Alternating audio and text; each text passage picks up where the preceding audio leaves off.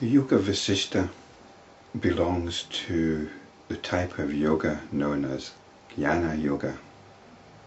This is a yoga of wisdom, but is often understood as the yoga of the intellect as opposed to yoga of the body or yoga of the emotions.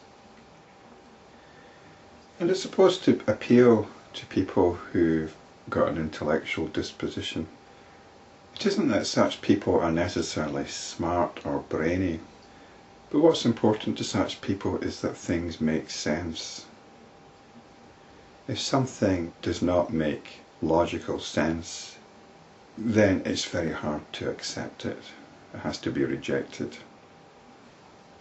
This kind of person is not interested in ridiculous beliefs. This person is like a scientist, basically. Things have to hang together.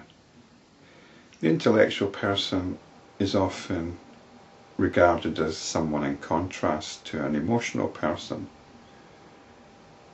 You'll find that intellectual people are extremely passionate. They're passionate about their understanding, about intellectual understanding. And their passion is such that they will actually drop their intellectual understanding if the evidence gives them no other option. The true intellectual is somebody who will let go of their most cherished notions if the facts don't add up. I've said before that the Yoga Vasistha is about stories. In fact, our whole understanding of reality is about stories. A good story, though, like good art, can actually tell us something about ourselves, can actually point to our truer nature. So spiritual realization is not about the intellect, it's about dropping the intellect. Spiritual realization is not about intellectualization, it's about going beyond it.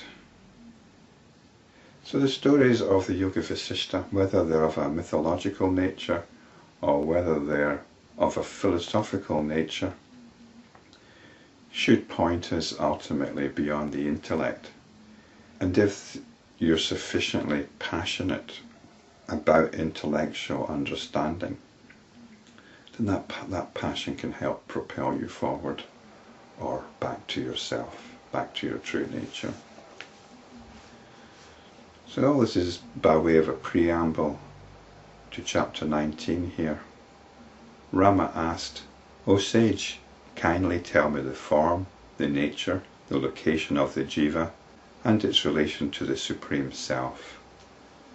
So Rama's asking about the nature of the individual self to the Supreme Self. How come if there's only one consciousness, one self, that we have all these limited selves wandering around?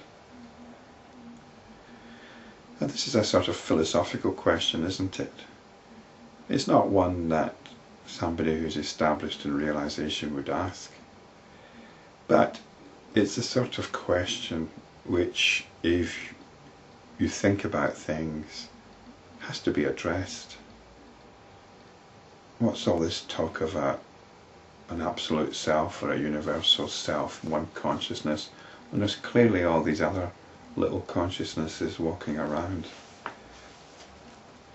That's a very hard notion that we've got. It's a very hardwired notion that we've got, that there's actually lots of individual selves wandering around in the external world. That's an intellectual understanding, and it's an intellectual understanding that needs to be dismantled. It needs to be addressed and dismantled, because it's one that we find very hard to deny. We find this understanding of individual selves, of an external world, very hard to deny. So it needs to be dismantled by whatever means possible. It would be best if we could just drop it. But there's a little voice going, but it's obvious, look, there's that person over there, there's these things over here. There's all that stuff going on out there. If we can't drop it, then we need a story which will help us resolve it somehow to our intellectual satisfaction. And Vasistha will reply, in terms of a Hindu context, he does it in terms of the cosmic self, or the cosmic person. I think I'll have to leave it till the next video.